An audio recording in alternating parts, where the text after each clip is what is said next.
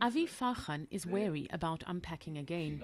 He's already been forced to move twice, first from the Israeli settlement of Yamit in the Sinai Peninsula, and then 23 years later from the settlement of El Sinai in Gaza, in a move Tel Aviv hoped would inspire peace. Both times his government had encouraged him to put down roots in the settlements, and both times his government forced him out. My government betrayed me. It betrayed the people it sent to settle the land and build their lives there. It's a mistake that should be fixed. But first, Avi and the thousands of other former Gaza settlers need to fix their lives. A group of them live here in central Israel, in small temporary structures they built with their own money. The government didn't do what it was supposed to do, didn't rehabilitate us. We have no roof over our heads. So when Prime Minister Benjamin Netanyahu announces the approval of thousands of new settler units, the settler movement, while pleased, can't help but feel suspicious that they are merely being used as chess pieces in the government's political game. It's obvious to everyone that all of a sudden there's approval of big construction plans. What does that mean? That I'm supposed to vote for Netanyahu or someone else? I'd be happy rather to have a prime minister who will approve construction in any part of Israel.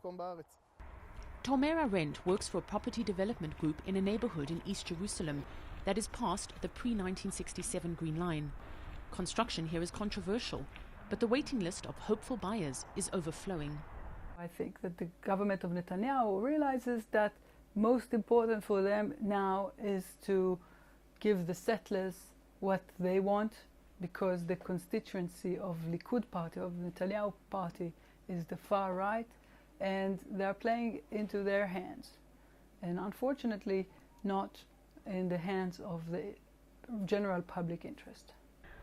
But could these new settler units be bashed down in the future, like what happened to the settlements in Gaza and Yamit? Yes, there is a certain amount of uncertainty, but you know, when we created this country, when we established this state 64 years ago, there was even a greater level of uncertainty. We are not cheap on the table. We are thriving communities with fourth-generation Israelis that were born there, and we are here to stay.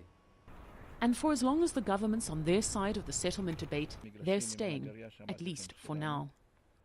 But a showdown is inevitable. Israel says that settlements are an issue to be discussed during negotiations.